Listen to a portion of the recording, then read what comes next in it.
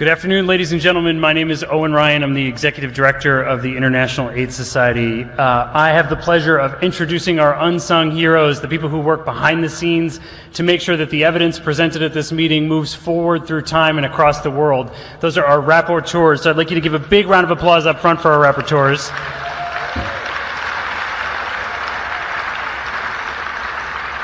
I'm not going to take any more of their time. Ladies and gentlemen, please welcome to the stage Liddy Trotman, Track A Lead Rapporteur. Dr. Trotman is Chief of the Cellular Immunology Section at the Henry M. Jackson Foundation for the U.S. Military HIV Research Program at the Walter Reed Army Institute of Research.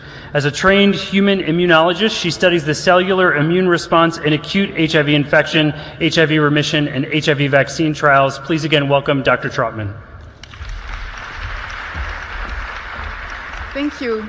I would like to thank the organizers for this honor.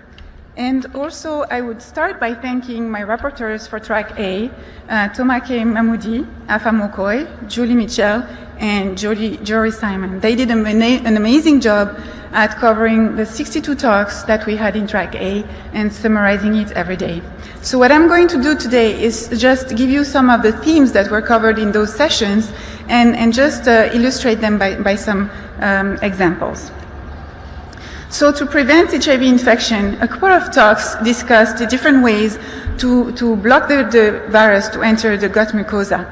This can be done by small molecules or by different means of changing the microbiome environment. And in the research community, many efforts for a long time has been done to develop an HIV vaccine to block HIV transmission. And I will have a talk about that a little bit later. When viruses entering the mucosa and cross the barrier, a couple of talks also addressed the characteristic of the virus and its dynamic upon transmission. So a couple of talks again presented how we can prevent HIV infection, developing new tools, and these include small molecules like nanoparticles to enhance the neutralizing antibody titers, also new ways of administrating a virus at the mucosa. And these are really based on new technologies that are developed every day. And this is an example of a small molecule that you can see here that was developed, as it's going forward. Okay. This small molecule that was developed as a CD4 mimicry, which binds to the GP120 of the envelope of the HIV and that blocks the HIV to enter the target cells. And you can see here in the red curve of the monkeys that received this CD4 mimetic molecule with a vaccine that they were able to get protected against different HIV challenge better than the other monkeys in the other groups. So this is to give you an example of the new tools that are in the prospect to prevent HIV infection. So another very, very good tool to block HIV infection are broadly neutralizing antibodies. These antibodies, I'm sure you will hear a lot more about them, are really good at recognizing different viruses and neutralize them really well. So in the development of those neutralizing antibodies, the immunogens that were used before were not really good. And so now we have new tools and new development of antigens, like the SOCIP GB140 here, that is just the outside part of the HIV envelope, and it's the same 3D structure. So when we immunize with this protein, we can really generate a better immune response. And this is illustrated here. You can see that rabbits that have been immunized with an uncleaved envelope generate low levels of antibodies. And when the rabbits are immunized in blue with these SOCIP trimers, they get generated a lot higher titers of neutralizing antibodies. So these tools are really important both for prevention and for treatment. And a lot of talks have addressed this neutralizing antibody, their generation, their engineering also, and enhancing capacity. So as a more advanced stage of development in the vaccine field, an important study was presented in the APPROACH trial. And this is the results that are presented here. So the APPROACH trial was the administration of an At26 GP140 vaccine regimen that the human got, and it was also given at the same time at monkeys. And these monkeys were challenged, and you can see that at this stage, when the monkey were challenged, the vaccine gave 67% of protection. So this vaccine was followed amongst the vaccination, and then the important data is that this vaccine, the response to this vaccine persisted for at least 1 year after the last boost of the vaccine, and you can see the last boost by the little letter B here. So the RV144 trial had shown us that the rapid decay of protection was due to a loss of antibodies. So I think these data are very important, showing you that these responses retain for a long time and also are even higher than the responses obtained in monkeys that were challenged and were protected. So this is, I think, very important, and it's even more important as we speak. The large clinical trial HVTN 705 in Bokodo trial is starting enrolling, and we will have those results in a few years.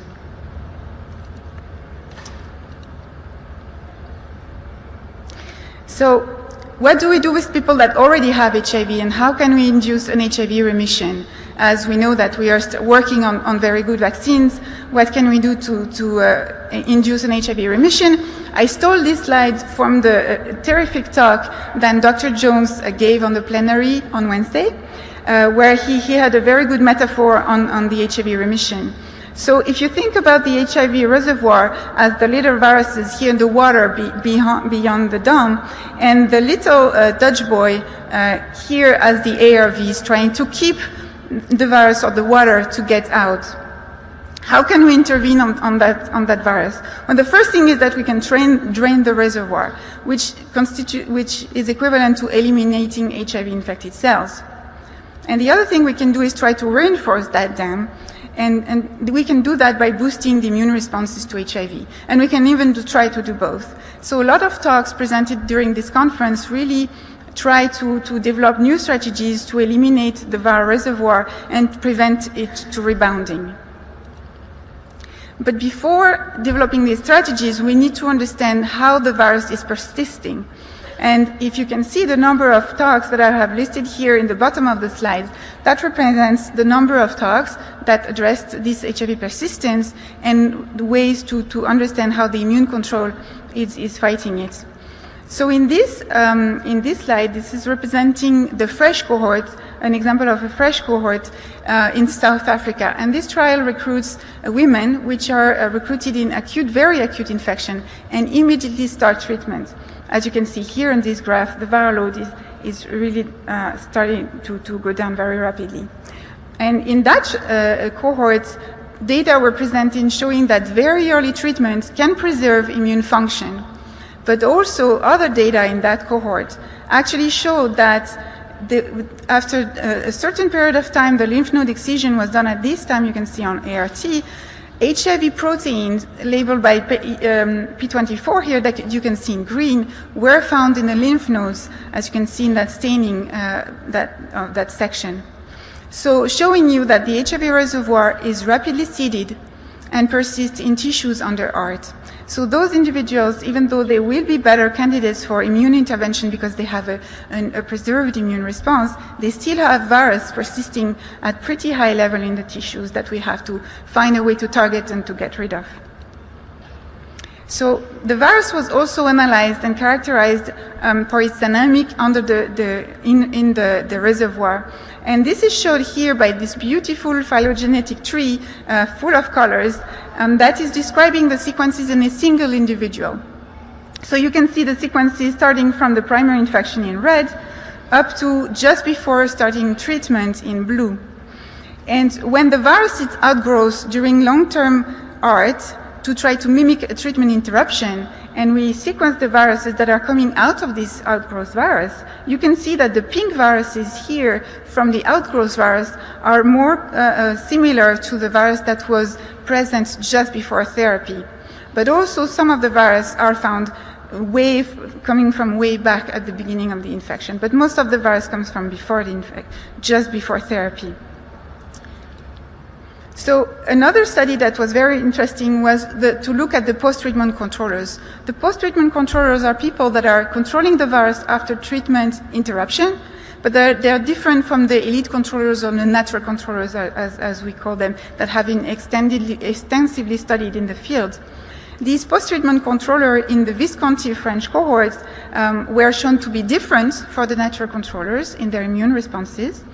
And also this new study showed that these HIV post-treatment controllers showed a particular genotype, so something characteristic of their genes, that gave them an enhanced capacity for their NK cells to control the virus. And this is illustrated here in that graph in the orange circles, where you can see that the NK cells from the post-treatment controllers are far better at controlling replication in vitro in this assay compared to the NK cells from the other donors. So understanding the parameters that help this post-treatment controller to control the virus will help us design new strategies. So the main strategy that has been worked a lot in the field is called the shock and kill strategy.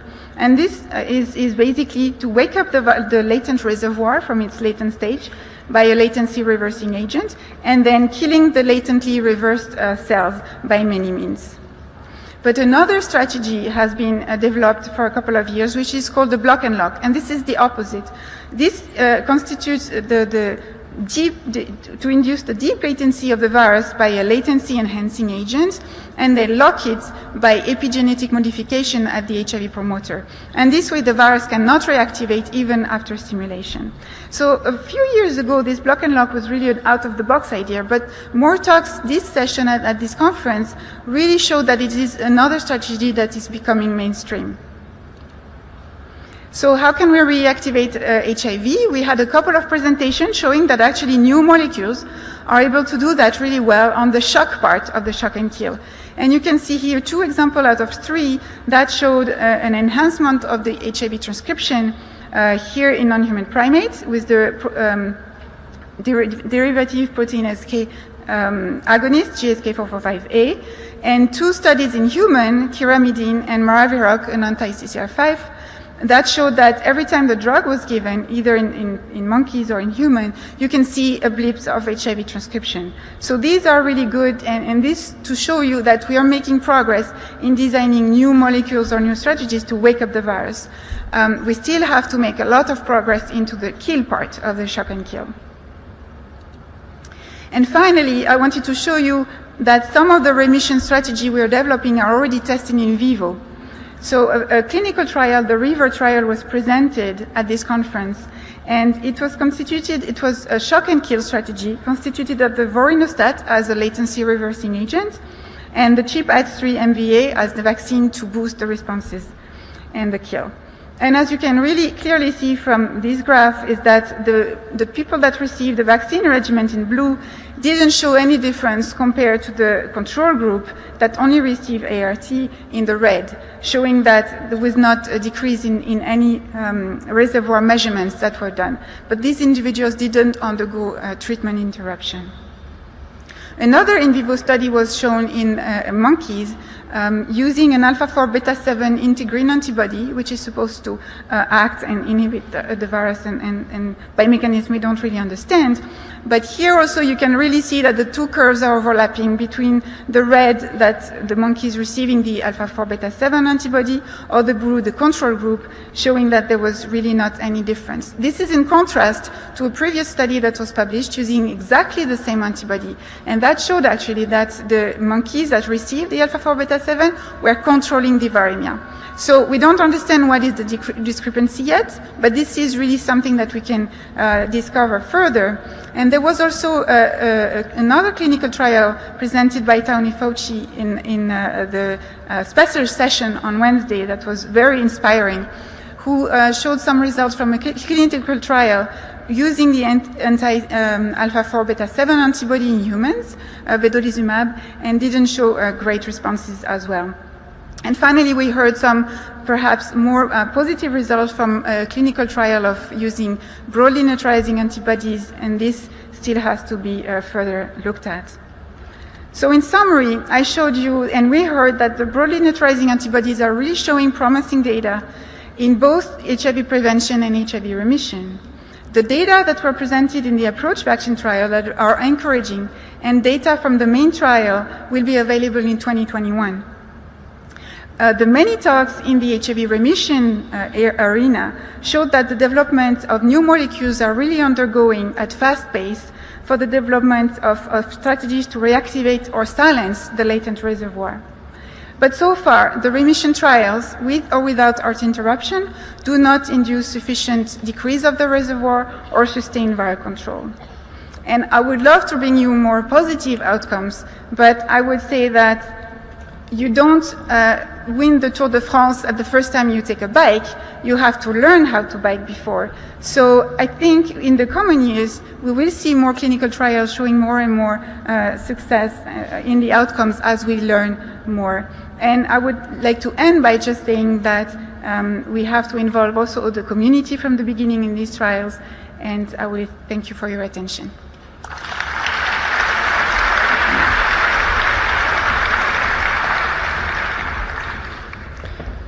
Ladies and gentlemen, please welcome to the stage Graham Mainkiss, Track B Lead Rapporteur.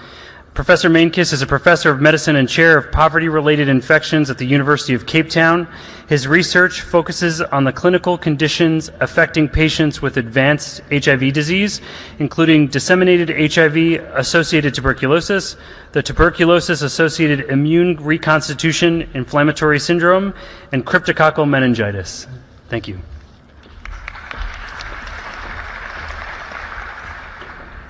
Thanks, Owen, for the introduction, and good afternoon. First, I would like to acknowledge Margarita, Saskia, Mosapele, Casper, and Sean, the members of our rapporteur team, for their hard work over the last 4 days covering all the clinical sessions. We've chosen to highlight 10 abstracts, the key take-home messages from 10 abstracts from the clinical track in our summary. 6 of these relate to the drug dolutegravir, which is appropriate as this drug moves to take center stage in treatment regimens globally. Many studies were presented evaluating its use in different strategies and specific patient groups. I will also cover a pediatric study, a Kaposi's sarcoma treatment trial, and 2 large community-based cluster randomized trials that were conducted in Africa. I start with a comparative effectiveness study that was conducted in Brazil using health systems data that evaluated the effectiveness of 3TC, tenofovir, and dolutegravir in a triple drug regimen in first line during real-world introduction in 2017, following the guideline changes in that country. The dolutegravir regimen was compared to 6 other first-line regimens patients received between 2014 and 2017. The analysis included 103,000 patients. After adjustment for age, sex, baseline CD4 count, viral load, and adherence using dispensing data, the odds of virological suppression were 42% higher with the dolutegravir regimen compared with reference efavirenz regimen, a significant improvement. In absolute terms, this was a 7% increase in virological suppression at 6 months with dolutegravir compared to an efavirenz regimen, a similar difference to what was observed in a single trial that is now confirmed in routine clinical practice. Pedro Khan reported on the Gemini 1 and 2 clinical trials. These were identically designed trials that evaluated initiating a dual therapy regimen of dolutegravir plus 3TC in ART-naive patients with HIV RNA less than 500,000 copies per ml, compared with triple drug regimen of tenofovir, FTC, and dolutegravir. The trial aimed to assess whether the dual therapy regimen was non-inferior with a 10% margin. 48-week primary endpoint results were presented at this meeting. Dual therapy was shown to be non-inferior in both trials, and what is remarkable is that in both arms and in both trials, 90% or more of patients achieved virological suppression to a viral load of less than 50 copies per ml at 48 weeks.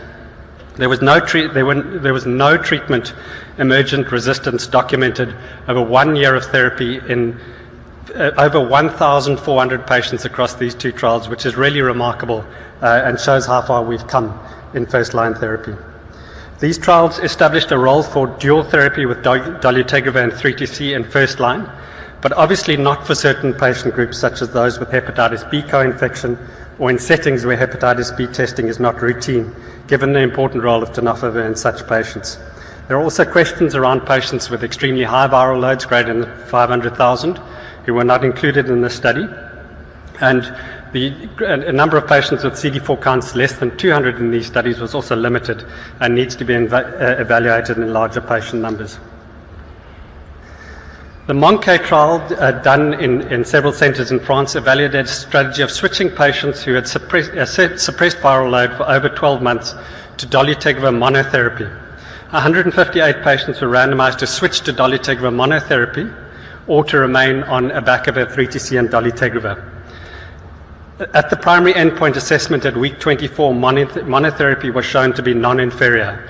However, during extended follow-up, to week 48, 7 patients in the monotherapy arm experienced virological failure and 2 developed treatment-emergent integrase resistance mutations. This prompted the DSMB of that trial to stop the monotherapy arm and switch patients to triple therapy. And based on this and similar findings from the already published Domino trial, dolutegravir monotherapy in clinical practice should be strongly discouraged. The Dolphin trial findings were presented in yesterday's pregnancy session. The trial evaluated virological response and dolutegravir drug concentrations in HIV-infected women presenting late in pregnancy. 60 women were randomized to receive either dolutegravir or efavirenz-based ART starting in the 3rd trimester of pregnancy. As expected, those receiving dolutegravir had more rapid virological suppression, and a higher proportion, 69% versus 39%, were suppressed at the week 2 postpartum visit. This was despite dolutegravir concentrations being lower in the 3rd trimester than those observed in the postpartum period in these women and that observed in other studies.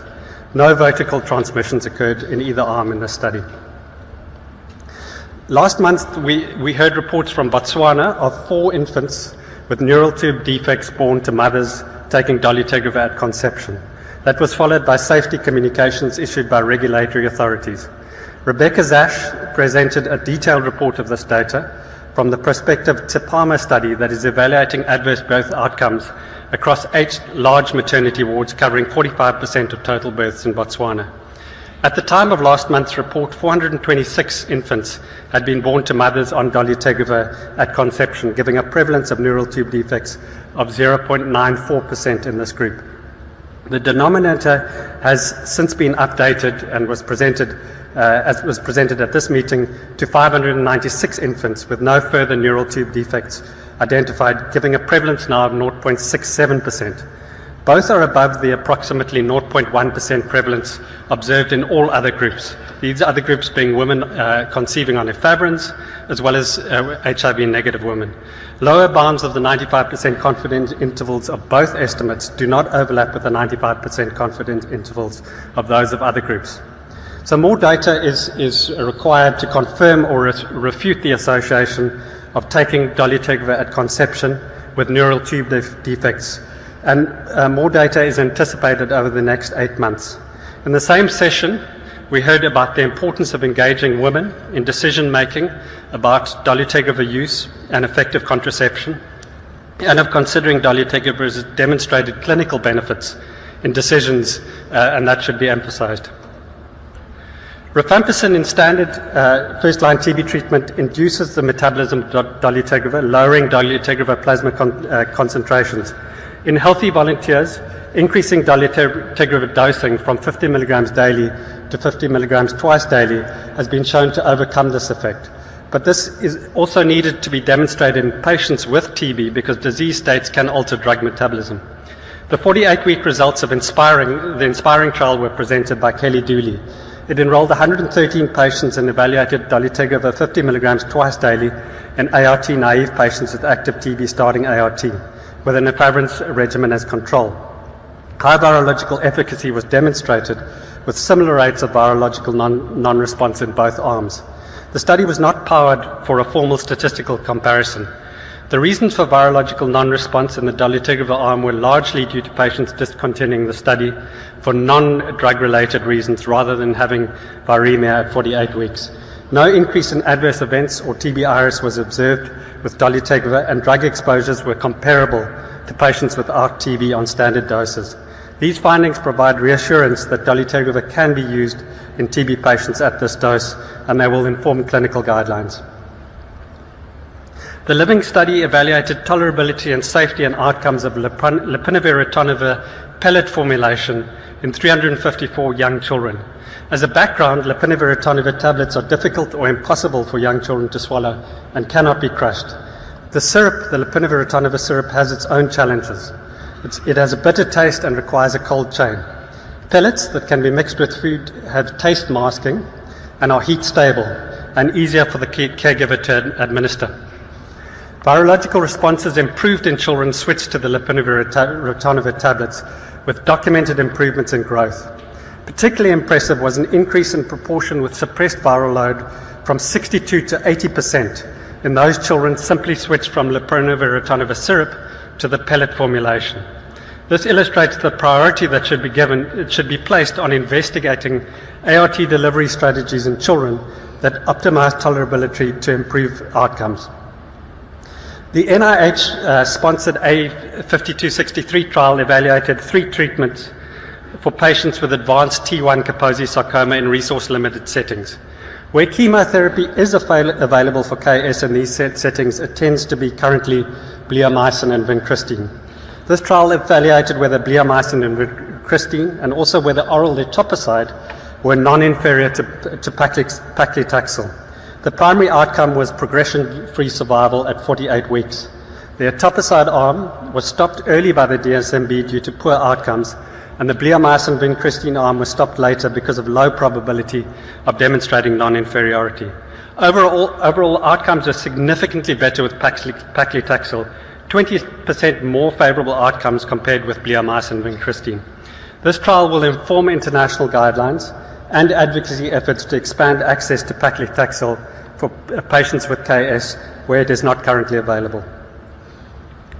Finally, I will highlight 2 large community-based cluster randomized controlled trials conducted in Africa to assess whether implementation of universal test and treat or expanded test and treat guidelines coupled with community interventions would reduce new infections occurring in communities, as had been predicted by models.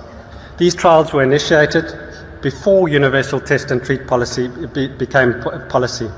The Botswana Combination Prevention Project randomized 30 communities. Half received the intervention consisting of community interventions and expanded ART access at that time. In 2016, all communities, both in the intervention and control arm, were switched to universal ART access. The study demonstrated a 30% reduction in community HIV incidence with the intervention, illustrating that even in a setting like Botswana that had good baseline ART coverage, expanded access coupled with community interventions was able to help reduce transmission at a community level. The SEARCH trial conducted in East Africa had contrasting findings. In this trial, 32 communities were randomized, 16 received the intervention, which included annual testing campaigns and the offer of rapid ART initiation in all those diagnosed positive regardless of CD4 count. The control arm communities followed national guidelines for ART access, obviously with progressive increases in CD4 threshold until universal universal test and treat was implemented in 2016. There was no observed impact on HIV incidence in this study in intervention communities, unlike the BCPP study. This failure to observe an impact of the intervention could have been due to interventions received in the control communities and the changing ART guidelines in the control communities. However, significant health benefits were demonstrated. ART coverage and virological suppression increased in the intervention communities, and HIV-related death and TB diagnosis decreased significantly in the intervention communities. Finally, I would like to thank the researchers whose studies I've highlighted and all the other presenters in the clinical track. We have had high-quality science presented over the last 4 days, and these findings will improve our care and treatment of people living with HIV globally. And also a big thank you to our hosts, Amsterdam, the IAS, and all of you involved in the global fight against HIV. Thank you.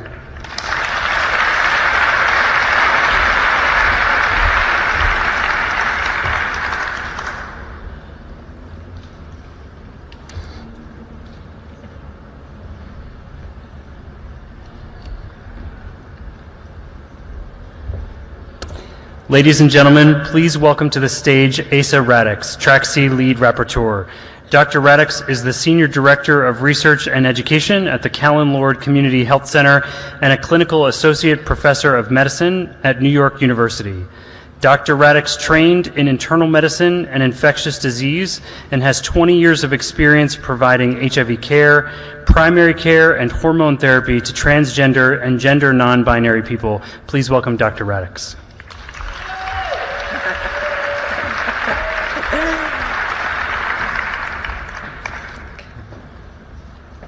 So, good afternoon. I would like to thank the organizers for this invitation to cover Track C and to present this report to you today. I'm presenting on behalf of an incredibly talented, smart, and dedicated team. So thank you so much, Aidan Shine, Tonya Petit, Pedro Carnero, and Michael Marco. I couldn't have done this without you. So I have just 12 minutes to summarize some very important issues and advances that occurred during the week. And these are the topics I'll be covering. A little on mortality trends, biomedical interventions, addressing syndemics, and key population-led interventions. So starting with mortality trends in the ART era. We know that in this era of antiretroviral treatment, mortality due to HIV-related issues is declining. And two large studies on Tuesday highlighted the causes of mortality in their mostly virally suppressed patient populations. So the first study was the Canadian HIV Women's Sexual and Reproductive Health Cohort Study, which enrolled women with HIV across British Columbia, Ontario, and Quebec. Over 1,400 women were followed. 54 died, and the age-standardized mortality was over 4.5 times higher than in the general female Canadian population. Now, the primary cause of death was unknown for most women, but followed by comorbidities which included cancer and cardiovascular disease, drug and alcohol use, and HIV-related opportunistic infections were just 6%. Independent predictors of mortality included hazardous alcohol use, current tobacco use, and depression. And it was interesting that HIV-related indicators, HIV-related treatment factors like ART use, viral load, and CD4 count were not predictive of mortality. The second study was the London Mortality Study Group. And here, likewise, it showed that 77% of deaths were due to non-AIDS conditions, and the majority of patients were on AIDS, ART, and virally suppressed. Malignancies were the leading cause of death, and again, predictive risk factors were alcohol and tobacco use. I think that we need to remember that preventing premature mortality among people living with HIV urgently requires services that address social disparities and mental health needs, and integration of harm reduction services inclusive of tobacco and hazardous alcohol use. The results of several important HIV prevention studies were also announced at this International AIDS Conference. The first included research confirming that treatment as prevention was a highly effective treatment strategy for men who have sex with men. The Partner 2 study was designed to provide precise estimates of HIV transmission risk through condomless sex in serodifferent gay male couples. So one couple was living with HIV and the other was HIV negative. And this occurred with the case where the person who was living with HIV was fully virally suppressed. The study enrolled different gay couples in 14 countries. And as you can see here, 783 gay couples, a median of 1.6 years of follow-up. And the interesting thing with this study was that they were able to link transmissions during eligible couple years of follow-up. So the results showed that among serodifferent gay couples who had sex over 77,000 times without condoms, with undetectable viral loads, there were no phylogenetically linked transmissions. Pretty huge. So this was so exciting. I mean, it does indicate that the risk of HIV transmission when the HIV viral load is suppressed is effectively zero. So yes, undetectable is untransmissible.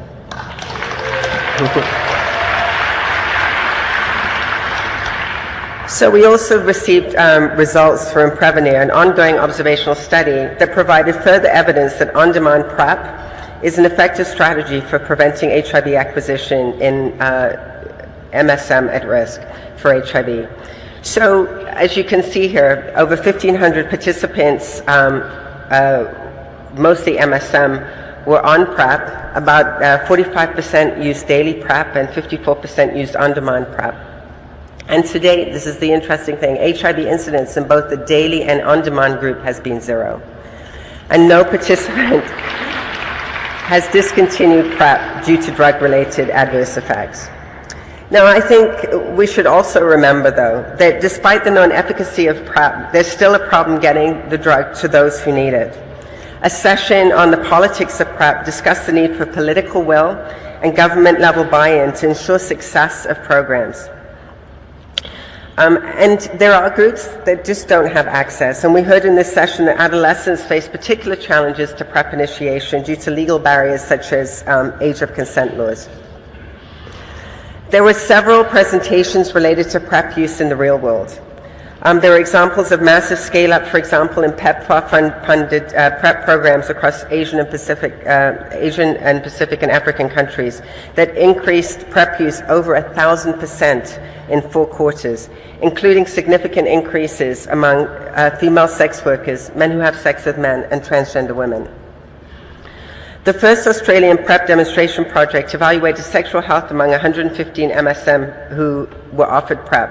And condom use for anal sex, yes, with anal casual partners did decrease, but there were no new HIV infections, which is what PrEP is designed to do. We saw that PrEP was used successfully as a harm reduction tool in men at high risk for HIV who engaged in chemsex. So they were using combinations of methamphetamine and Viagra with Truvada. It's called MTV. When HIV-negative men were engaged in intensive sex party networks, added PrEP to their party drug regimen, they reduced the possibility of HIV transmission. We also heard in the Netherlands that hepatitis C prevalence and incidence increased among HIV-negative men who have sex with men who are using PrEP. So it's just a reminder that we need to be monitoring hepatitis C as well as other STIs. And then research done in transgender women who are receiving hormone therapy and PrEP revealed some concerning results. And it's possible that there are pharmacodynamic interactions that reduce tenofovir levels in plasma, but the change was small, and we don't know if this is clinically significant. The good news is that PrEP with Truvada did not alter the estrogen levels, and I think that's been a real concern for the community. So there was a lot of attention to rapid and same-day ART initiation. We know that this is achievable in low and middle income settings when services are delivered in accessible community settings. So we had 3 examples: the ComLink program in Eswatini that included community-based testing, mobile care, and peer-based linkage. This achieved 96% ART initiation and 73% rapid initiation. Also, we saw implementing fast-track ART initiation in Botswana, improved median time from linkage to first viral suppression from 210 down to 104 days. And in a Bangkok sexual health clinic, 79% of diagnosed patients received same-day ART and were twice as likely to be virally suppressed versus standard of care. So same-day treatment is extremely important.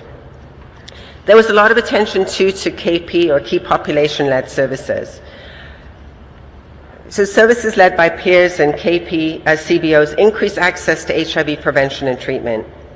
More than half of people tested by KP CBOs in Vietnam were first-time testers, and 90% of those diagnosed were enrolled in treatment. A provider explained that clients know and trust us, and that's key to success.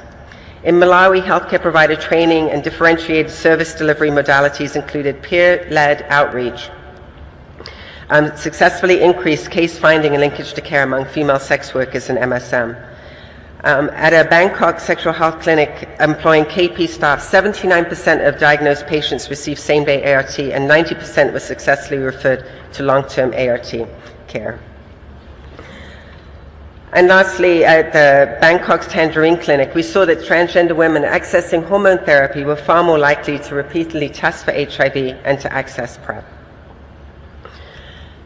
You probably noticed during this conference there were multiple sessions that addressed syndemic, so co-occurring psychosocial conditions that interact synergistically to exacerbate the risk for HIV transmission. We know that multi-component interventions often fail to address social forces beyond the individual level and are often limited to one disease or condition. But syndemics offers the opportunity to recognize social and political forces that drive structural vulnerabilities and identify inequitable distribution of power as a source of inequitable distribution of disease, and can provide interventions of the policy, at the policy as well as clinical and individual levels. This does require systems thinking, and there may be limited experience or political will for this. So we did have some examples of, on Wednesday, that focused on syndemic theory and interventions.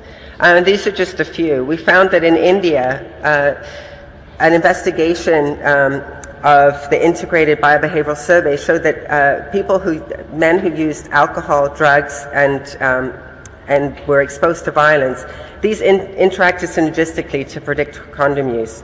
And then in South Africa, there was an intervention. It was a gender-focused intervention that included substance use, gender-based violence, sexual risk, and linkage to HIV care for those living with HIV. And women who received the intervention were less likely to report frequent heavy drinking, intimate partner violence, and also reported more protected condom use. For Project Impact in the United States, MSM who used crystal meth were enrolled in an RCT that used behavioral activation, which is an evidence-based approach for depression that involves identifying and participating in pleasurable, goal-directed activities. And here they found that men who were on this arm of the study reported fewer condomless anal sex acts with men who were HIV infected who had unknown status. There were also more continuous days abstaining from crystal meth use. I wanted to just highlight one other thing, which was an incredible absence of new research addressing the issues of transgender people. We had the one study that looked at drug-drug interactions between PrEP and feminizing gender affirmation hormone therapy, which again had unknown clinical significance. But in general, transgender populations were not mentioned in most populations that were not trans-specific or related to key populations. And I also wanted to add that there were no oral presentations that were specific to transgender men.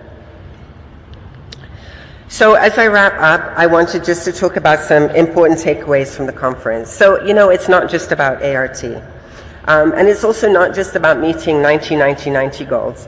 We need a holistic approach to improve care, including access to substance use treatment and behavioral health services to improve long-term health outcomes.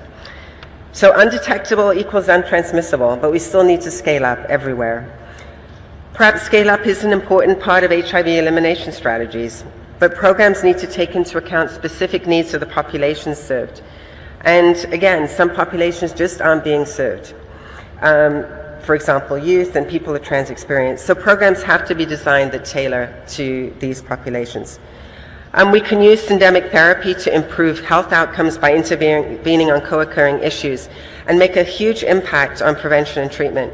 But this is going to require rethinking how we provide care, and this is going to take a lot of political will. Rapid Start is an effective way of engaging people in care and improving outcomes. And lastly, key population-led interventions are crucial to engaging populations who've been left out of the HIV response. Lastly, I'd like to thank you for your attention. And I also want to do a special shout out to Lorraine from IAS, who really helped us with all of our technical issues. Thank you, Lorraine.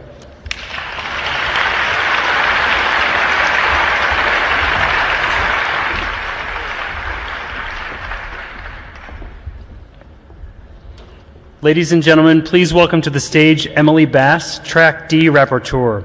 A writer and social justice activist with a strong dedication to LGBT and women's health agendas, Emily Bass has spent more than 20 years working on HIV and AIDS in America and East and Southern Africa. She is Director of Strategy and Content for AVAC, and her work centers on powerful activist coalitions that use data to drive strategies for accountability and change. Please welcome Emily.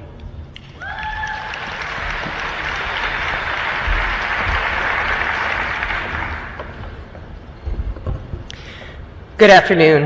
I am beyond honored to be here on behalf of the Track D Rapporteur team, Yvette Raphael, Felicita Hickwam, Rob Newells, Sandra Mon, presenting the dynamic, essential work of human rights defenders, activists, researchers, comrades, and colleagues who presented this week.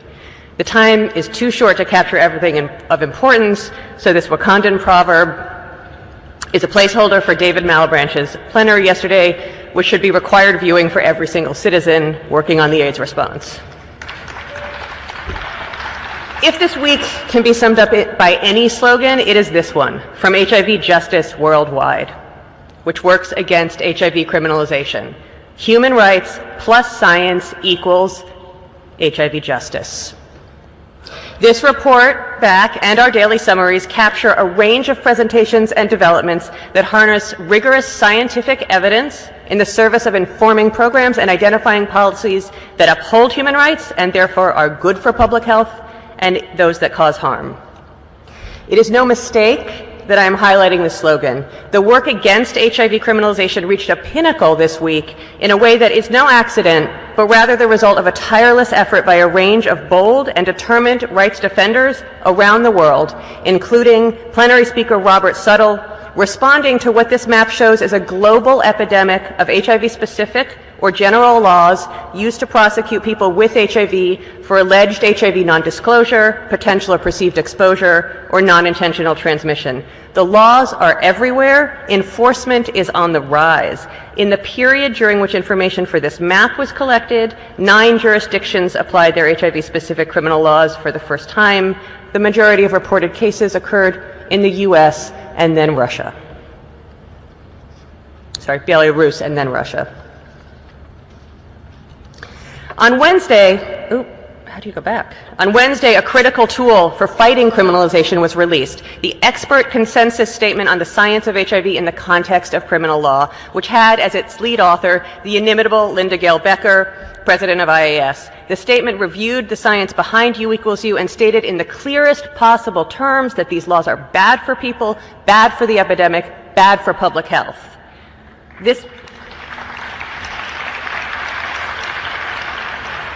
This meeting provided much information also on the challenges to achieving and maintaining virologic suppression, particularly among the same criminalized and or marginalized populations who are often in the crosshairs of human rights violations.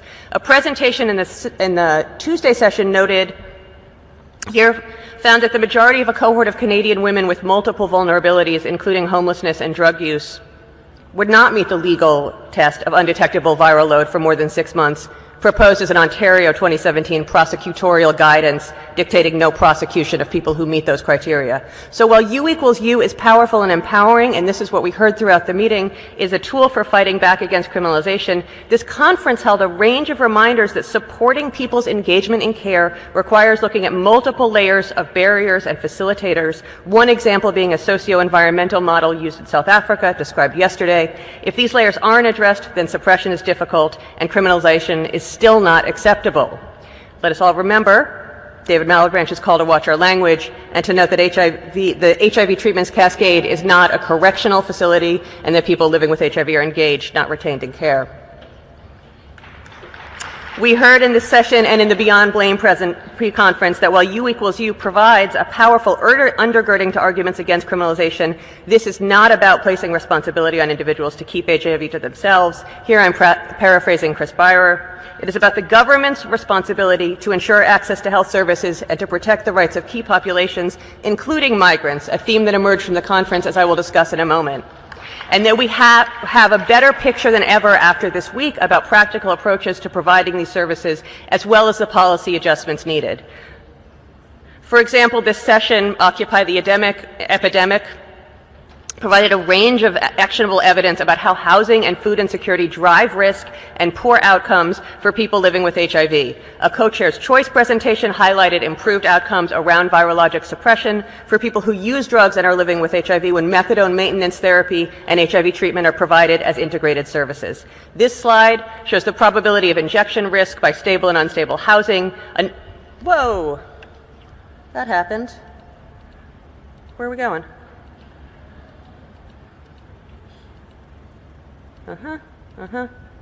Where are we going?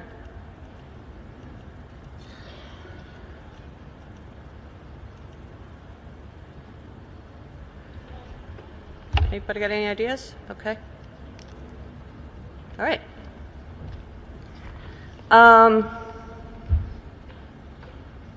So this slide is one example of the research that we saw, and we saw a range of things that linked different structural issues, housing insecurity, food insecurity, to inability to suppress viral load or to risk behaviors. So these are things that really have to be incorporated if we're going to do true combination prevention and comprehensive care. The evidence is here. Human rights plus science equals HIV justice.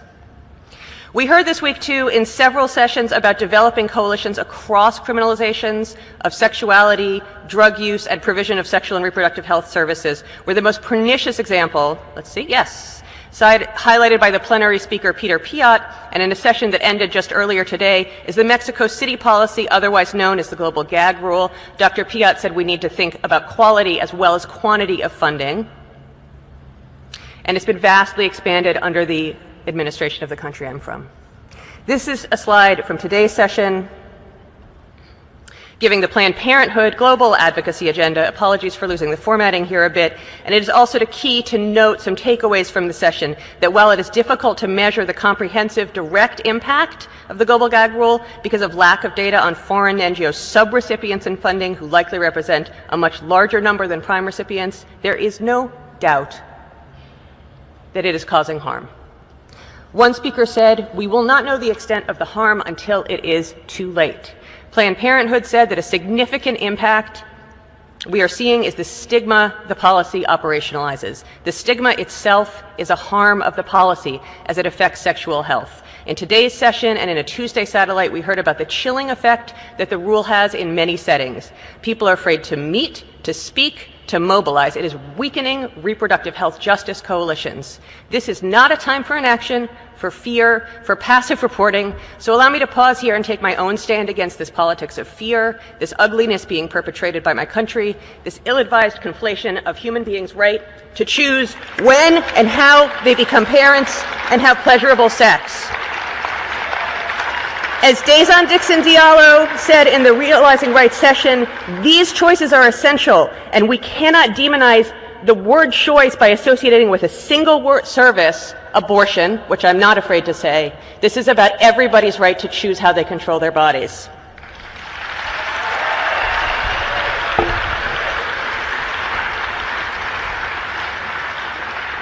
Sadly, there are other laws and legal frameworks that impede public health where they claim to do the opposite.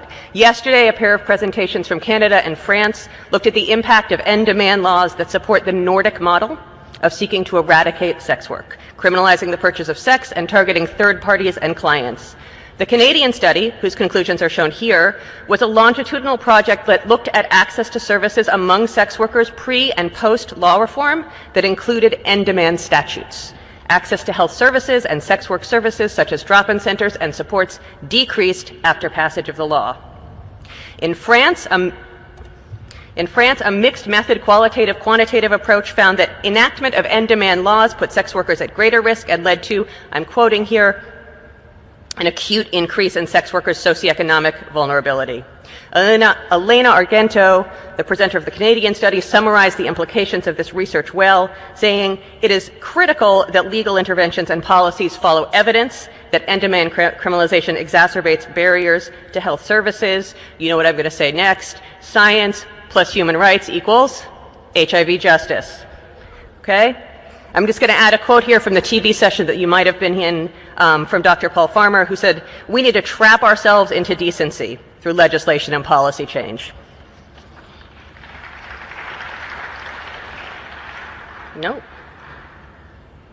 Okay, the French study also linked end-demand laws to increasing mobility of sex workers. As livelihoods become unstable, people move. Indeed, the criminalization of irregular migration is a determinant of HIV risk, and this conference has done more than anything I can remember to put this on the map. Sessions like this one highlighted the ways that discriminatory laws, as well as the fear of raids and immigration-related prosecution, keep people away from health services. We heard from Global Fund Executive Director Peter Sands about how migrants fall through the cracks. Funding fails to reach them because they are not recognized. The conference makes it clear that lists of key affected populations and criminalized groups need now to include undocumented migrants. This slide has some of the steps to take, and the sessions here conveyed a broader message, which is that the use of criminal sanctions to address the irregular movement of people across borders is a choice, it is not inevitable, and that it is essential to put a firewall between migration enforcement and health provision. The issue of migration ties closely to the closing of civil society space. In a Wednesday symposium session on this topic, a colleague from Hungary highlighted the way that migration and xenophobia is being used as an excuse to clamp down on civil society. This is a Hungarian train station with an ad campaign directed against George Soros, who is accused of bringing migrants to flood the Christian country. At this session that I'm speaking about, activists from around the world described a strikingly similar set of tactics being used by governments. Requirement of NGO registration, disclosure of foreign funds, deregistration of potent groups. So the HIV movement must move forward making these connections and fighting back. There was evidence, a lot here, of how to fight and win, including the use of street lawyers and paralegals described in the Wednesday Justice on the Margin session, and community-embedded litigation strategies that start with formative work in the community, as described by Tashwil Esterhuizen from the Southern African Litigation Center in the Thursday Creating Danger session. Human rights plus science equals HIV justice. That's not what I want you to be seeing, but we're going to go with it, okay, guys? With what resources? That is the question, and it is a key question that got addressed in a range of sessions here. This is a human rights cascade that was presented by Rolf Jurgens in a session that you can see the number of. And what's showing you is Global Fund grants, the number of total submitted, the number with a human rights analysis, the number that had human rights programs, and then the number that had any traceable budget. And what you see is the cascade going down and down. Now, the Global Fund is showing a lot of leadership and trying to incentivize work, but we have to acknowledge that this essential work remains underfunded, and that was a theme throughout these sessions, even as civil society space is closing, even as the evidence is supporting that human rights protections are good public health policy. Let us hope that this meeting helps move this forward. Another thing raised in this meeting and relevant regionally is tracking the impact of transition, Global Fund transition out of some countries. Global Fund has been a source of leverage and political capital. And when it leaves, we must ensure that civil society does not lose the ground that it has.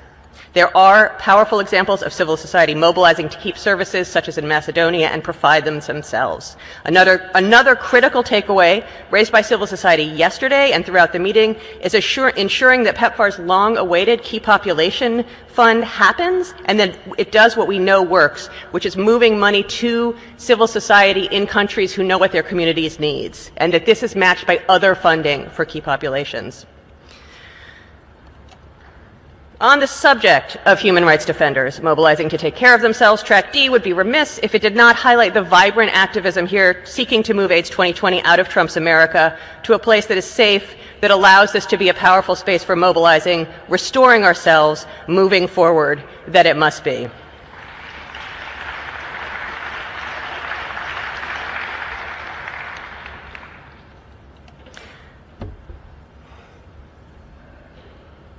No one understood the need for this organizing more than Prudence Mabele, who was memorialized in a powerful session. And to close, I want to borrow from my Track D rapporteur, friend, ninja, role model, and one of the co-chairs of this session, Yvette Raphael, who asked people in Prue's session to turn to each other and say, "She multiplies." I want to thank IAS for this opportunity and my team and everybody here who is defending human rights around the world, and ask you to finish with me by turning to the person next to you and saying, "She multiplies."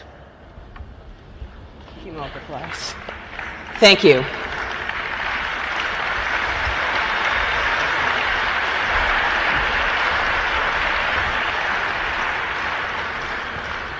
Thank you, Emily. I did want to take just a moment to thank someone else that we haven't thanked much this week, and it's our sign language interpreters here who have powered through.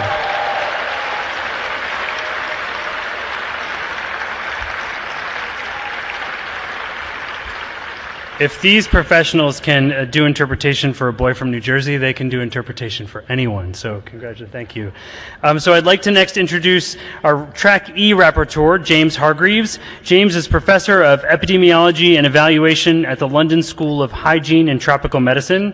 His areas of research focus include evaluation methodology, including impact and process evaluation design, and mixed methods research, HIV prevention with a focus on behavioral and structural interventions, and HIV epidemiology with a focus on routine and program data, social determinants, and HIV epidemic dynamics among high-risk populations. Welcome, James. Good afternoon, everyone. So I'm reporting on Track E, which is the implementation science track. I want to say an enormous thank you to my team. We called ourselves the Influencers. We have these very nice purple shirts, and they're listed on the slide. So the Track E, the context when we arrived for all this implementation science, the world is changing. We arrive at a time when the good bits of globalization are often going backwards. There are worries about funding changes and funding falls and lack of political will. But we're also reminded that we're in the time of the Sustainable Development Goals, and the Lancet Commission reminded us that now is the time to double down on the many, many successes we've had in the HIV response, to bring those to global health more broadly, and to bring our expertise in having generated an intersectoral response to other areas of global health. UNAIDS reminded us that we are in the middle of a prevention crisis, and if one thing comes out of this meeting, hopefully it will be breaking down the barrier to correcting that. We're in a time of universal health care, and we have to square that also with our desire to focus on and appropriately put resources towards vulnerable populations. Our toolbox is strong. Many countries are rolling out dolutegravir-containing regimens. PrEP implementation is happening. The Partner 2 study showed incredible evidence that U certainly does equals U. And we were surrounded everywhere by cascades, partly because we arrived with big news on the horizon about the TASP trials. So implementation science felt like a good place to be. What were we looking for in Track E? In Track E, we recognise that these efficacious, important tools exist, and it's the job of programs to get these to the people who need them. That's why we take so much care over the cascades, the treatment and prevention cascade. And implementation science studies try to go from the existing implementation strategies that we have to improved implementation strategies. These programs need to think about targeting, they need to think about differentiated service, components delivered to different platforms. They may be more or less vertical or horizontal and bring in other sectors, and they need to be costed and financed, and they also need data systems to support delivery. So we were looking for rigorous, pragmatic evaluations of delivery strategies, process evaluations that told us about their accessibility, acceptability, and those sorts of things. We were looking for costing and cost-effectiveness data, and for examples of service delivery data being used to track the epidemic and drive the response. We were interested in systematic reviews of such studies and policy research, particularly that relevant to implementation and financing. We also wanted to keep an eye on what was missing. In combination and differentiated prevention programming, we heard from Nduko Kalonzo and the Kenyan experience. She talked about the prevention options that we've had, both biomedical and behavioural, and she talked about data-driven prevention and the targeting across geographies. We heard in several sessions from the Linkages Project and also from my colleague Paranita in Kenya using data-driven programming for prevention. At several sessions we heard Ambassador Birks talk about promising signs of impact of the DREAMS program, and generally it feels like DREAMS is getting going. I think we need to remain cautious about over-interpreting these data which relate to prevalent infections in young women attending ANC services rather than new infections. From Nora Rosenberg, we heard about youth-friendly clinics and how these led to young people to pick up more HIV tests and condoms. We heard about microfinance participants brought into a gender empowerment program which reduced intimate partner violence by about 1/3. And we heard about a cash and care program evaluated in South Africa using a pragmatic randomized controlled trial, and that it was shown to impact on the structural drivers of adolescent HIV, including parenting skills. We heard lots about PrEP implementation. The Prevenir study has shown us that there's no new infections in daily or on-demand PrEP in that setting. But across the world, there's much more variable demand and uptake of PrEP. And it's not really yet clear what the optimal strategies for PrEP implementation will be. Jared Baton suggested we need better messaging to increase demand for PrEP. And we need to address risk perception and stigma. The Access project in South Africa sought to identify factors influencing initiation of PrEP. and found self-identified risk as being one aspect that's important. And the PRIA study reminded us that we need also to integrate PrEP with antenatal clinic services. It offered PrEP to pregnant and postpartum women, of whom around 20% initiated. We also need to learn more about how to understand and support continuation on PrEP. Just this morning, Sinead Delaney-Morakwe presented the Empower project, which had an impressive gender-based violence screening program, along with community dialogues and then clubs to support continuation on PrEP. And unfortunately, this wasn't successful, despite very high levels of initiation. And in Kenya, it was also true that women and men who initiated on PrEP had dropped off quite quickly over the cascade. We need to be careful how we overinterpret this data with PrEP, because people cycle in and out of periods when they leave it, but we still need the best strategies. We heard about these universal test-treat studies. We heard last year about the TASP trial and how that was not successful in reducing HIV incidence in KwaZulu-Natal. We heard about the MAXART trial, which was a complex step-wedge trial which appeared to show that early initiation of ART was associated with similar levels of, or better levels of retention. But we also heard about the SEARCH trial, which was a huge endeavour implementing a community health approach with a patient-centred multi-disease model. They managed to reduce HIV mortality and TB and HIV incidence and control hypertension, but did not see any difference between the arms in cumulative HIV incidence. Their explanation at the moment is that there was a very active control arm, but I think much more will need to be done to work out what's going on. In contrast, the YARTSI cluster randomized trial in Botswana, which includes around 10% of the whole population of the country, also implemented a complex intervention to get people tested and then initiated on ART. And they were successful in reducing community HIV incidence in a cohort. The question now is whether this package of interventions will be rolled out, or which aspects of it will be deemed to be rolled out at scale. And I think we all look forward to hearing the results of the HPTN 071 POP-ART trial next year. We also heard a lot about the implementation of testing programs. Testing programs can reach men, they just don't do it most effectively through clinics. In Malawi, we saw weekend male-targeted testing as a way of getting men in, and we heard lots about other approaches to reach men, such as secondary distribution of HIV self-tests given to women in antenatal clinics to take home, and this trial, secondary analysis of a trial, showed that that also increased male levels of partner testing. Self-testing, as in the last few conferences, was a big issue. These are the results from the Malawi STAR study, which showed that community-based distribution of these tests increased the level of testing as a whole and population-level ART initiation rates. And people who self-test and find out they are positive, this study in South Africa, nested within the POP-ART study, showed that that did not act as a barrier to their linkage to care, although those who did a self-test unsupervised were the slowest to link. We also heard a lot about index and network-based testing that become back on the agenda as an implementation strategy. I think implementation studies need to keep a handle on whether or not these are having unintended effects, but there did seem to be a lot of innovative models being delivered, and including in Ukraine, where an optimized case-finding model, which leveraged social networks and incentivized, seemed to be reaching populations that otherwise weren't testing. And we were reminded in several places that testing isn't only about finding cases of HIV. It's also about an important point at which to talk about prevention. And then just this morning, we had a particularly good session that followed on from the plenary yesterday.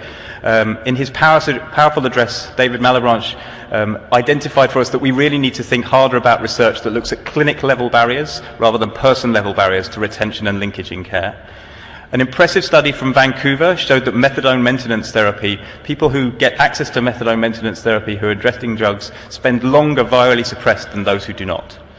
In Zambia this morning, we heard about urban adherence clubs, which reduce late drug pickups. This was a nice, pragmatic randomized trial. And in Tanzania, another trial showed that ART community delivery is non-inferior to picking up from clinics in Tanzania. We heard about a range of other approaches to linkage and retention, including appointment spacing, community IoT groups, and this seems like a very active area of great implementation research. There wasn't so much cost-effectiveness research presented. Andrew Phillips showed that it's probably a cost-effective intervention to spend more than the standard levels of testing if they can reach men below $500 per case found. Matt Quaife showed that in the future, when we get multi-purpose prevention technologies for prevention of pregnancy and HIV. These will likely be cost effective in areas where HIV incidence remains high, such as in South Africa where his study was based.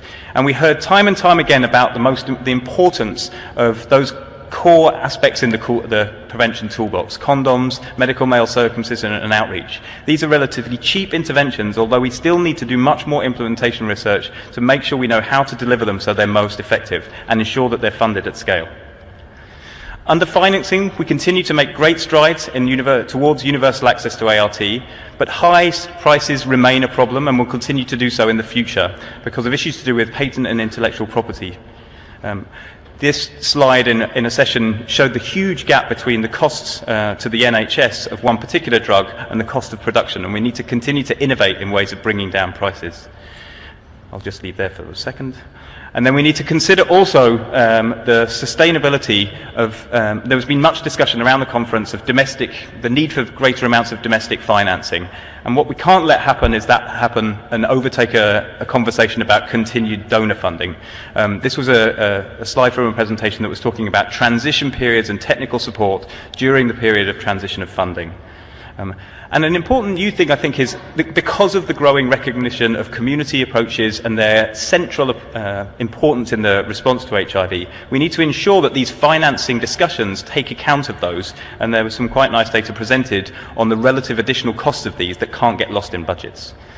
And finally, on data systems, there was a lot in this conference about the idea of data-driven programming. And we want to get towards strengthened routine data systems that can help providers deliver both prevention and treatment. But our general impression that there's still a long way to go towards robust facility or program-level data that can be used confidently. You can see why this is important, because key metrics, for example, at the macro level, like the fears, they're so important in galvanizing and understanding where we currently are, and that kind of energy can be used in programs. There were sessions on the treatment cascade everywhere, but also a few sessions on the prevention cascade, and while there remains debate about this as a framework, there seems huge support for the idea of data-driven prevention. One session that showed the value of good routine data was a session from data from England, where CD4 back calculations showed that the decline in incident infections was quite different from that in diagnoses, and this changed interpretation about what was needed to go forward in prevention planning in England. And we heard in many, many places about dashboards. This is an example from Ambassador Birks' slides around monitoring viral suppression rates across clinics.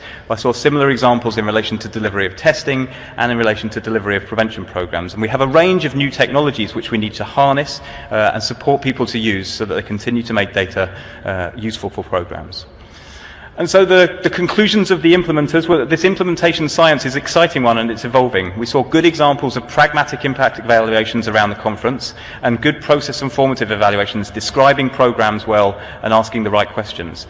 We found relatively few costing studies, and we didn't see almost any systematic reviews of implementation studies, and that's an important area we'd like to see more of. We'd also like to see more prevention implementation science in the next conference and more evidence relating to new financing models. But there were key emerging lessons around implementation this week. Peers and communities are critical for prevention and treatment implementation across almost all settings. Targeting and differentiation models, that we're seeing a huge amount of innovation in that space, and that idea of differentiation is as important for prevention as it is for treatment. Intersectoral collaboration is critical and it's feasible and can be achieved in programmatic timescales, and that relates both to delivery of programs and to their financing. And finally, the call for data-driven prevention and treatment is rising, but we're going to have to take seriously investing in data systems to support this. Many thanks.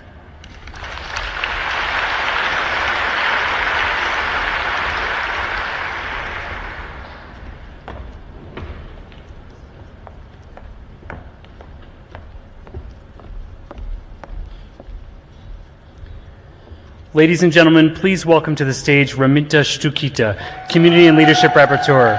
Raminta has been working in promoting transformation of policies and strengthening civil society in the field of HIV, drug policy, and access to medicines for the last 15 years. She works with regional HIV and drug policy networks and initiatives across Europe. In the last few years, she focused on increased awareness and solutions for greater sustainability of HIV and TB responses and more effective donor transmission. Raminta, please.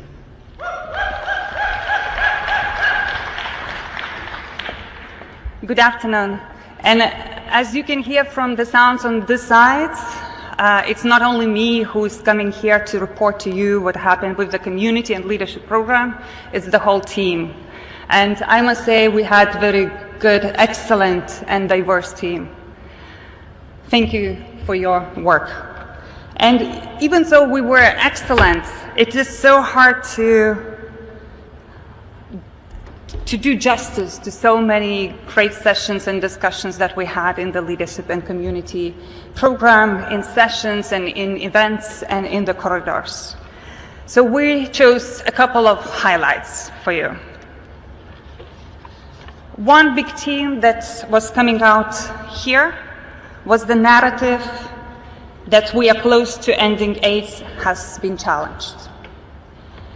We heard eloquently yesterday Peter Piot voicing what IAS and Lancet Commission said. We are not on track to end the HIV pandemic, and the discourse on ending AIDS has bred a dangerous complacency. The 2030 agenda and SDGs are relevant and enable universal health coverage to address intersectionalities, social determinants, and vulnerability to HIV. It helps to address multiple needs and multiple issues that are faced by our communities and people living with HIV. But we should not lose what made the AIDS movement unique. Governments should not use the 2030 agenda to whitewash AIDS.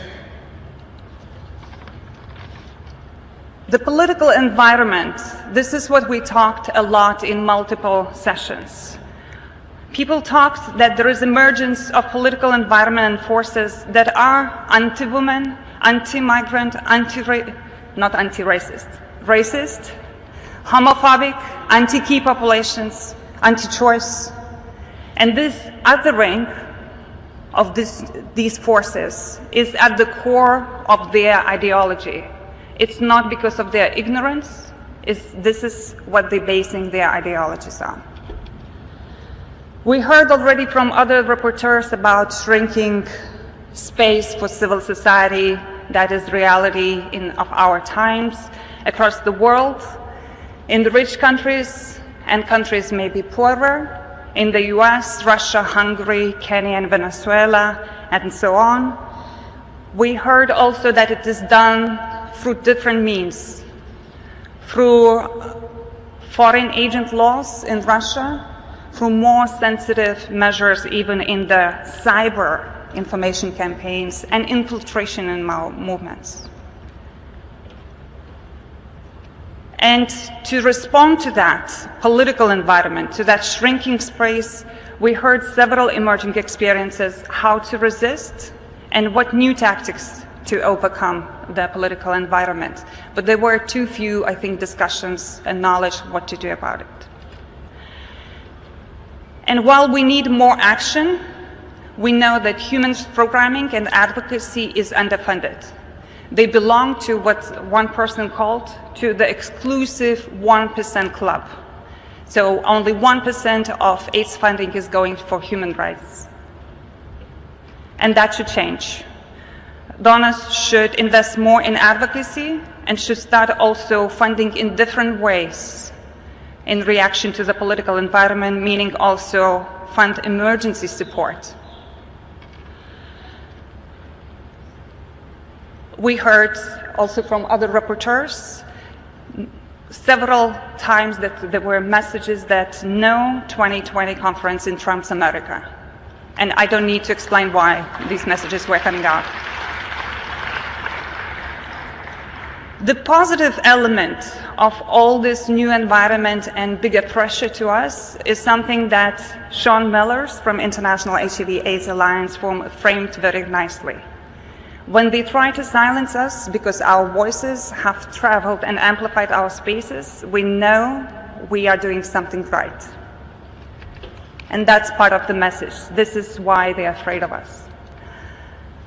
The third big topic was how we will fund our response, who will fund it, and how we will sustain our response and make it better not only where we are now, but reach the targets. UNAIDS reported that projected funding is not sufficient to even sustain the current levels of response, not even like to scale up. We heard multiple times that there are middle-income countries, and they face major challenge as donors retreat and transit out. And at the same time, in middle-income countries, this is where most of people living with HIV live. This is also where most of people who use drugs live, and many of us also live. There is increasing expectation that the solution is coming from domestic funding, but some were asking whether it's indeed the solution or whether it is illusion. And whether it's illusion also when we heard that we need to invest more into prevention, but it is still unclear who will fund that. And many voices and many sessions concluded that when it comes to key populations and communities, it's very unlikely that services for them, that empowerment of them will come from domestic sources. But the answer is still unclear. So what will happen with those services, with the communities? Important part of the discussion about financing was coming from the concept and discussion, treat the world, and let's work united across diseases for quality and affordable treatment for all. And this conversation is very important because we want to have more affordable tools in order to deliver it to all people who need it, and everywhere, in every part of the world, including in middle-income countries, in high-income countries, and low-income countries. The voices from the global village were saying that pharma, and meaning also with the high prices, is still acting as an organized crime.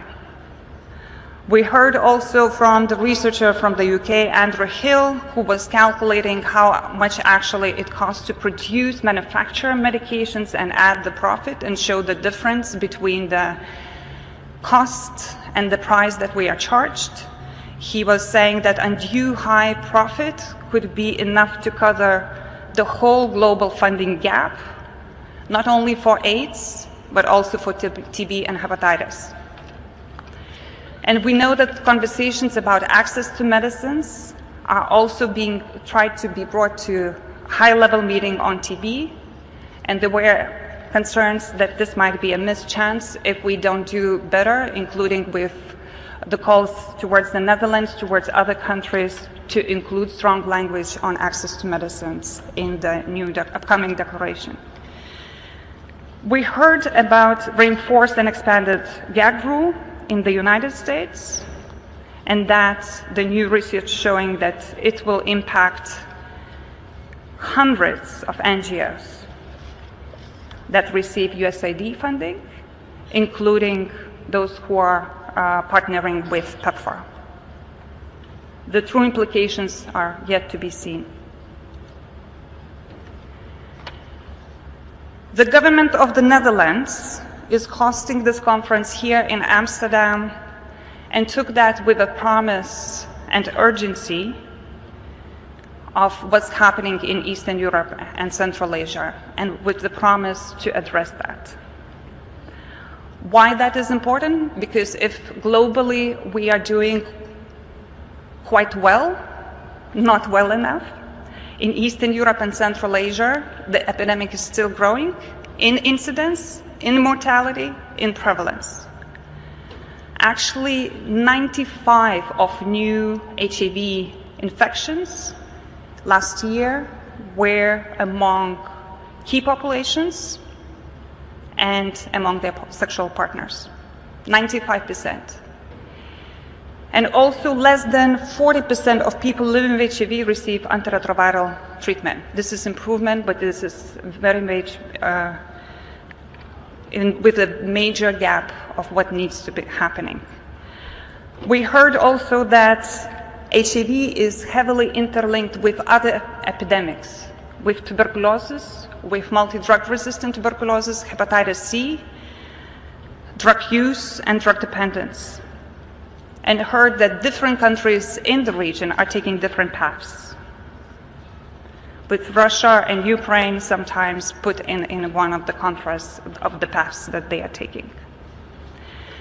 There was a pre-conference which was hosted by the Netherlands, WHO and UNAIDS, which hosted the ministerial policy dialogue on HIV and related comorbidities, where ministers, and very few, but still some, civil society groups could discuss where the countries are on the way towards ending the HIV epidemic.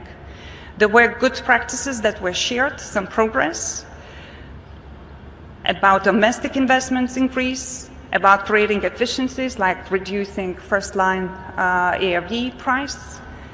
But there was recognition that it is only work in progress when it comes to serving and investing in communities and key populations, and that more regional dialogue and learning from each other needed. In the corridors, we heard also of and we are part of the campaign initiated and led by Eurasian key populations, community groups, civil society networks, which was called Chase the Virus, Not People.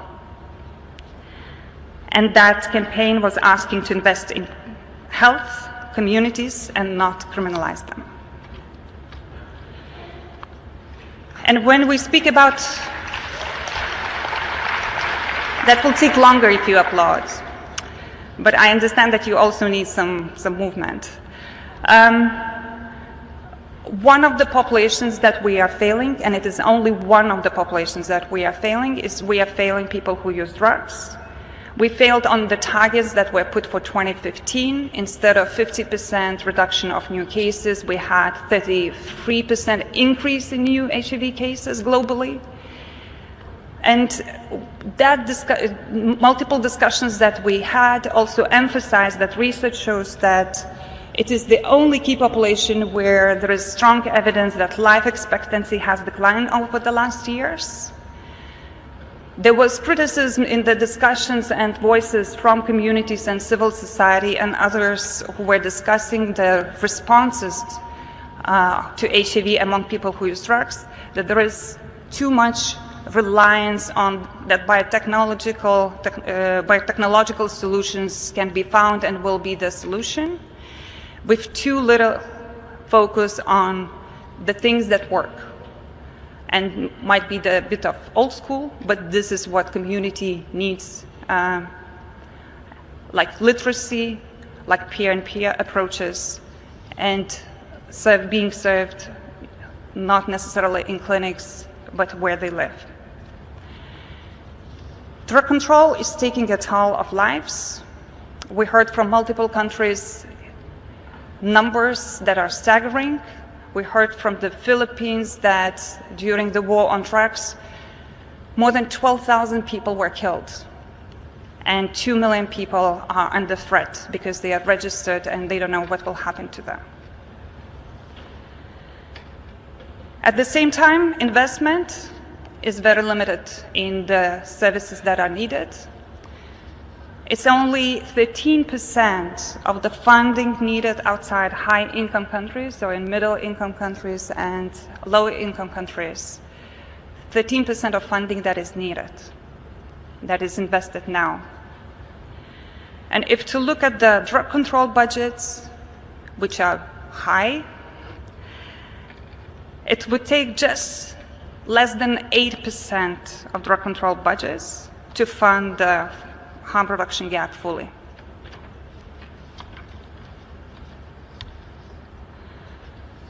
And lastly, at this conference, we heard a lot of messages about solidarity, inclusion, and the dialogue. We saw and heard more people from communities. We saw more presence from communities. We saw more youth and some new voices, which is great for refreshing our movement. We saw also intergenerational challenges to hear each other and to work together. Twitter Nation with the old school Writing Nation. A lot of messages of inclusion were there, but some still left behind, like migrants. We also had a sense that at the conference, sometimes there was an echo chamber, talking and working in silos. We saw at the conference great leadership of several ministers of health, of parliamentarians, Unite, who are working on HIV, TB, and hepatitis. But we heard also calls that in the future, if we need solutions and we want to find the solutions, we need also to involve other parts of government, including ministers of justice and finance. We need more solidarity within AIDS and across other social movements. And yes, HIV is still political. We all from all paths, researchers, academia, health professionals, communities, civil societies, donors, and others, we should reclaim it. Thank you. Sorry.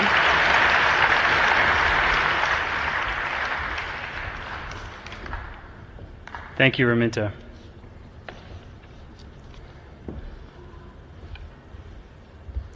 Ladies and gentlemen, please welcome to the stage Desio Macheso, Global Village and Youth Program Rapporteur. Desio has 7 years experience in adolescent and youth SRHR and HIV/AIDS programming, in which he has designed and executed innovative projects. He currently works for Palladium in the USAID-funded Health Policy Project as Senior Program Associate. He provides technical support to government and partners at national and district level to effectively implement and monitor implementation of youth-friendly health services, strategy, and family planning in Malawi. Thank you, Desio. Thank you. This is the last one. Understandably, Global Village, and we also covered on youth. So it's outside, where there's a lot of exhibition and exciting things for young people. So again, equally my team, credit to them, very youth people, younger than me actually. But they did incredible work of going into all the sessions and actually making sure that we cover a lot for what we can provide as recommendations as we go out to our respective countries. So my presentation this evening, is in 3 sections. We just talk about the content, the substantive material that has been presented in the sessions, which you can take away. Then also discuss the challenges and limitations of pretty much the process of consolidating this information in terms of getting it from the presenters and probably how it was delivered. And try to make a few recommendations in terms of how that can be improved next time. So I think the key takeaway message is that I think based on the theme, breaking barriers and bridging bridges, evidence has been solicited from the overwhelming number of presentations that we had this week. So there's no doubt about that. There's evidence that is showing what's working and probably what's not working, and probably some of the information evidence in terms of what should be something that is of concern for all of us in terms of programming.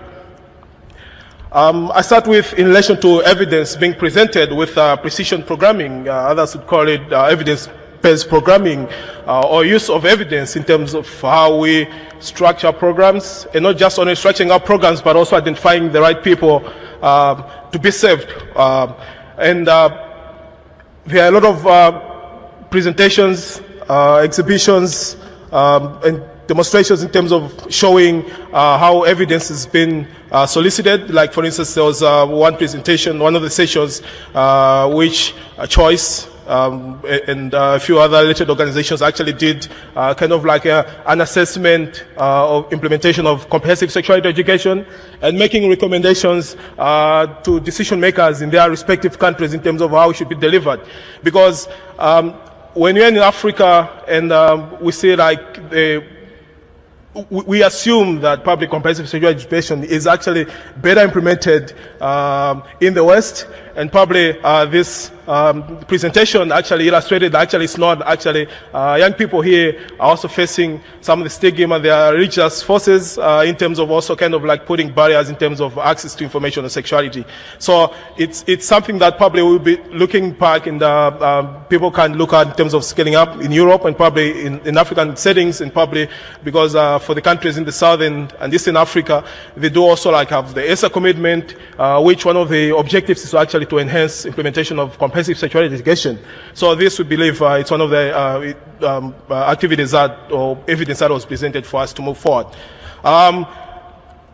Dreams project, which is implemented, supported by PEPFAR, and implemented in a number of countries in Africa, Malawi, Zambia, Mozambique. There's got also a lot of lessons that probably I think as programmers we can take lessons from in terms of what is being implemented. In terms of what can be adopted, which I'll eventually explain later on, it's not probably maybe 100% complete adoption and just copy and paste, but probably in our context we can look at now, based also on evidence we have in our communities, how much adaptation we can take from such interventions. HIV financing, financing HIV and AIDS. This has been a theme that has actually been repeatedly coming out in most of the sessions, and including one, I think, which was hosted by the Global Fund booth, and where actually there was a mention of kind of a gap of funding for the Global Fund for it just to get on track. They're talking about between 14 and 18 billion US dollars as a gap just for Global Fund to get on track. Not scaling up, but just to get on track. So this is a serious concern, which probably I think should be worrying. Having said that, probably there are, in some of these discussions, there's some hope, because a lot of countries are demonstrating that it's possible on their own to stand and finance these programs. There was a presentation which was made by the National Executive Director for the Kenya AIDS Council, which showed how Kenya is also kind of actually trying, or actually making strides in terms of financing HIV interventions. So it's something with the cuts in funding from the donors, we know that actually countries are owning up and actually taking responsibility to implement the, to continue with the interventions in HIV. So it's something that probably we can learn of. But caution was mentioned also in one of the sessions that if we leave it to government actually to own it and implement and finance HIV/AIDS, for the key populations that actually been marginalized by law in those countries, and probably leaving government to own it actually risks actually also losing gains that have been made implementing for the key populations, because government on its own will not be willing to finance programs for the key populations for those countries that actually have got prohibitive laws. So it's also something that has to be balanced in terms of actually the ways encouraging sustainable financing, but also on the other hand making sure that no one is left behind in the spirit of the SDGs. There was also, in terms of opportunities in financing HIV, one of the cases was mentioned in terms of actually being innovative in how we finance these programs. There was, for instance, an example given in Uganda where they are what they're calling community health entrepreneurs.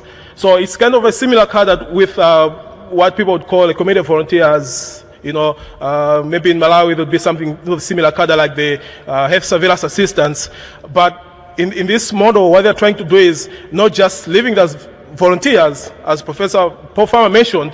I think they're committing their time, so probably they have to be paid for that. So we cannot rely on volunteers in responding to HIV/AIDS. Probably we need to see how we can actually use the model that is being tried out in Uganda of community health entrepreneurs. Inclusive programming. This comes relevant to this session, probably when you're talking also about stigma. So stigma has been repeated almost every day when you've got a session coming up as one of the barriers, which is still one of the challenges that we need to deal with. And in response to that, we've seen some illustrations of some interventions or different groups on their own taking tough stand and actually championing change and defying all odds that are actually preventing them to implement programs, like in illustrating that they've been taking an approach not a shift from the medical approach, where HIV is just taken like giving them drugs, but also looking at dealing with the stigma that is associated with it, and also doing with quality of life, because just giving them treatment without other supporting mechanisms. There was a mention about nutrition, there was talk about, I think, TB earlier on the discussion. Probably there has to be a proper package rather than just limiting on provision of prevention. And we've seen some of those examples, like this one, women with voices, not an HIV diagnosis. This was one of the sessions which was actually highlighting how the key population and even women are participating in key core decisions that are made in programming for them actually to have their issues that affect them addressed.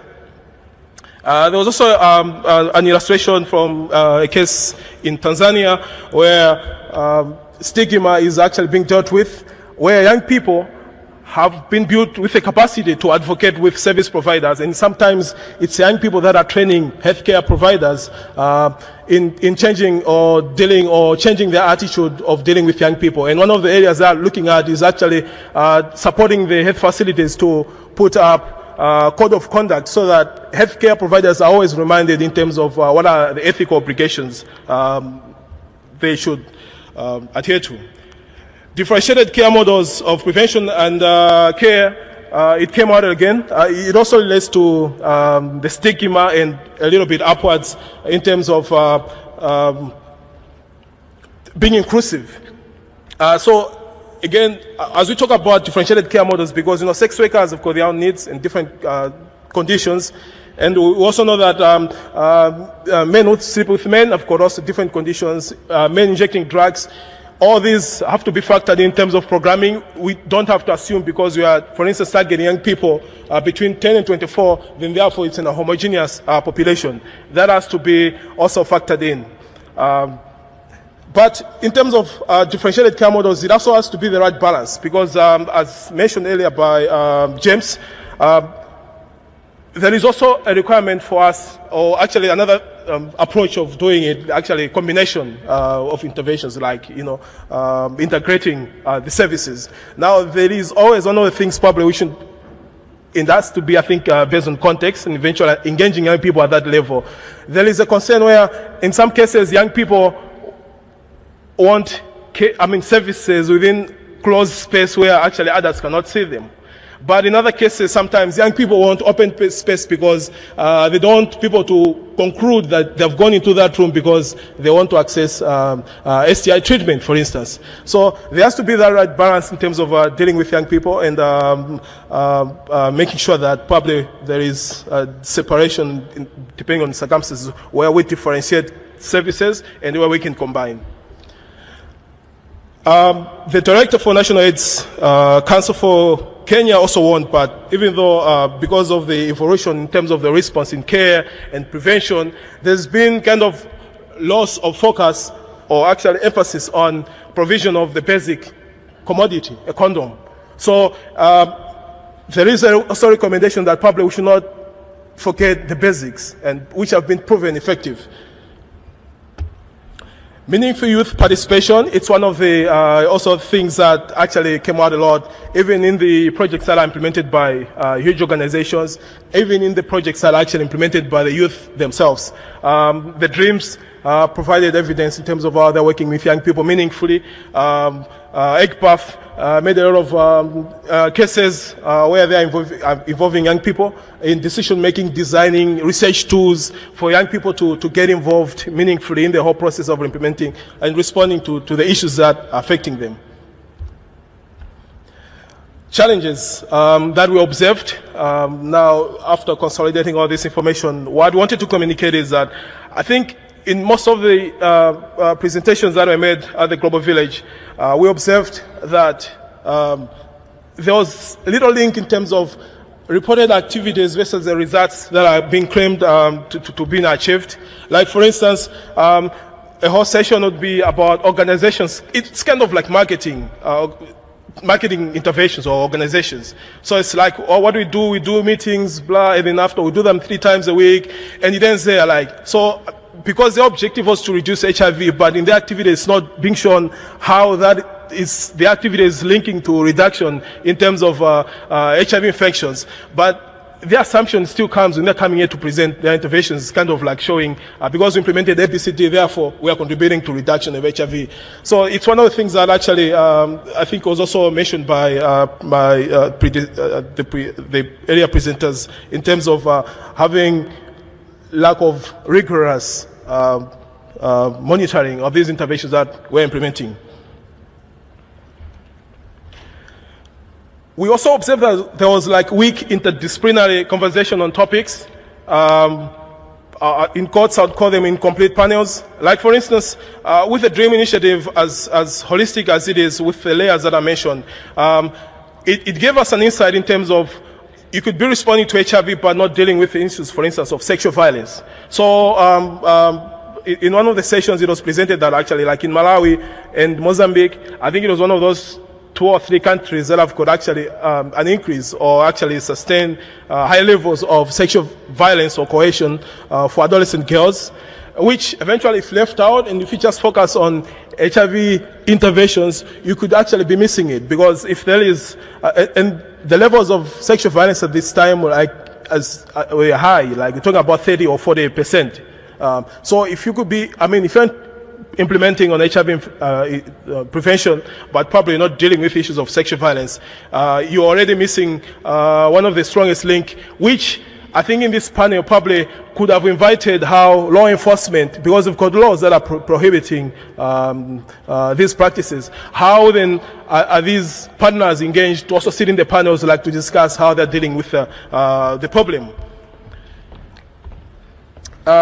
Dreams, we also talked about little conversation in terms of discussing about the massive big projects that are implemented at the high level versus the grassroots. We're also thinking with a reduction in financing in HIV/AIDS, how effective, or in terms of our research, how are we measuring which one is more effective so that we invest more? Like, I'll just give you an example. We've got this massive organization versus a grassroots organization. So VIV providing one of the presentation, how evidence providing how there is that shift in terms of reduction in terms of financing. Big organizations, where there's a decline, big organizations are actually increasing their income in that area. And small organizations are the one, which are the grassroots, are the one that are losing the edge. So it's also kind of looking at effectiveness and probably investing on the right. Lastly, on the challenges that we faced, cancellation of sessions, that side, it was terrible. And sometimes we'd go in the sessions, we'd only find that there are 5 people.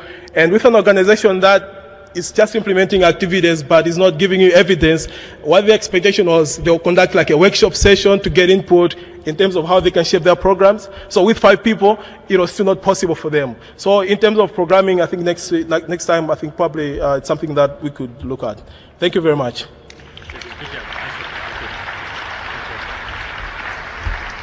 Thank you, Desio, and thank you to all of our rapporteurs.